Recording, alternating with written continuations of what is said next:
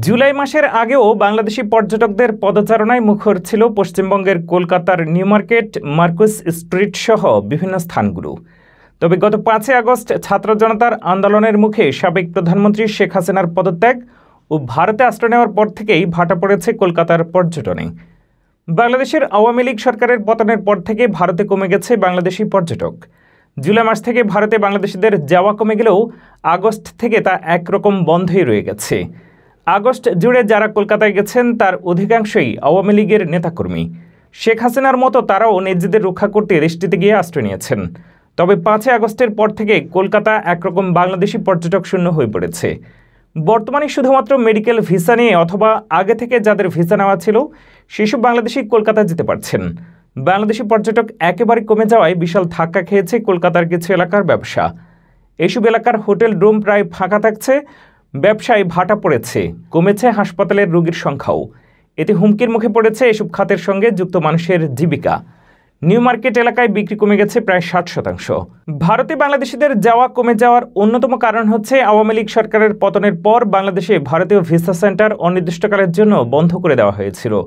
এরপর এখনও বাংলাদেশে ভিসা দেওয়ার ব্যবস্থা সম্পূর্ণ চালু করেনি।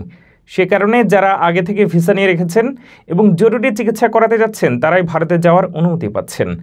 মার্কুস স্ট্রিট এলাকাটি বাংলাদেশি পর্যটকদের কাছে অতি পরিচিত এলাকা।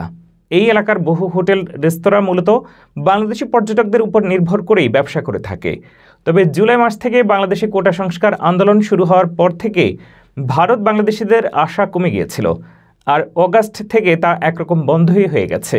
মার্কুস স্ট্রিটের হোটেল মালিকদের সংগঠনের নেতা মনতোষ সরকার বলেন, কয়েক মাস আগেও কলকাতার হোটেলগুলোর 60 থেকে 80% অকুপেন্সি রেট ছিল, এখন সেটা নেমে এসেছে মাত্র 30%। অর্থাৎ হোটেলগুলোতে 100টি ঘর থাকলে এখন মাত্র 30টি ঘরে পর্যটক থাকছেন। কতদিন এই অবস্থা চলবে তা অনিশ্চিত। তাই অন্য কোনো অঞ্চলের ক্রেতাদের আকৃষ্ট করা যায় কিনা সে ব্যাপারে ভাবনা চিন্তা শুরু করেছে মার্কুস স্ট্রিটের হোটেল ব্যবসায়ীরা। কলকাতার এসএস হগ মার্কেট, যা মূলত নিউ মার্কেট বলে পরিচিত, এই মার্কেটের এবং আশেপাশের দোকানগুলোতে সারা বছরই বাংলাদেশি পর্যটকদের ভিড় লেগে থাকে। বেড়াতে গেলে বা চিকিৎসার জন্য গেলে যে কারণেই হোক বেশিরভাগ বাংলাদেশি পর্যটকই কলকাতায় গেলে নিউ মার্কেটে কেনাকাটা করতে চান। কিন্তু গত 1 মাস ধরে বাংলাদেশি পর্যটক প্রায় না আসায় এসব দোকানগুলোর 60% বিক্রি কমে গেছে বলে জানিয়েছেন নিউ মার্কেটের দোকান মালিকদের সংগঠনের প্রধান অশোক গুপ্তা। নিউ মার্কেটের কাছাকাছি আরও যে কয়টি বড় শপিং মল বা বড় বড় দোকান আছে সেখানেও একই পরিস্থিতি বলে জানান তিনি। বাংলাদেশের রাজনৈতিক পরিস্থিতির কারণে কমেছে পর্যটক।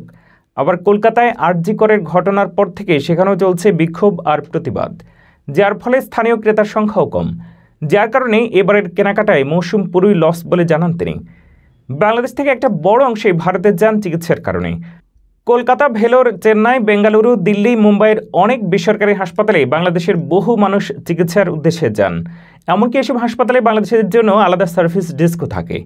তবে কলকাতায় যেসব বেসরকারি হাসপাতালে বাংলাদেশি রোগীরা বেশি সংখ্যায় আসেন সেই হাসপাতালগুলো বলছে গত 1 মাসে খুব কম রোগী সে দেশে এসেছে।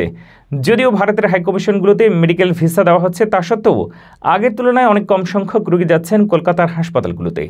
মণিপাল হসপিটালের অধীনস্থ হাসপাতালগুলোতে প্রতি মাসে গড়ে 2100 জন বাংলাদেশি রোগী আসেন, কিন্তু গত 1 মাসে সেই সংখ্যা প্রায় 1/3 নেমে এসেছে। গত 2 মাস আগে যত রোগী আসতেন এই সংখ্যাটা তার থেকে অনেক কম বলে জানিয়েছে হাসপাতালের কর্মকর্তারা। কলকাতার ইস্টার্ন বাইপাস সংলগ্ন এলাকার হাসপাতালগুলোতে বাংলাদেশি রোগীদের ভিড় সব থেকে বেশি দেখা যায়। সেখানে বাংলাদেশিদের কেন্দ্র করে গড়ে উঠেছে থাকা খাওয়ার হোটেল, ওষুধের দোকান, সব মিলিয়ে প্রায় লাখখানেক মানুষের রোজগার চলে ওই হাসপাতালগুলোকে কেন্দ্র করে। কলকাতার রোগীদের ভিড় সেখানে স্বাভাবিক থাকলেও এদের একটা বড় অংশ নির্ভর করে বাংলাদেশি রোগীদের উপরে। তাই বাংলাদেশ থেকে পর্যটক বা রোগী আসা যতক্ষণ না স্বাভাবিক হচ্ছে ততদিন এই বিরাট সংখ্যক মানুষের অনিশ্চয়তা কাটছে না।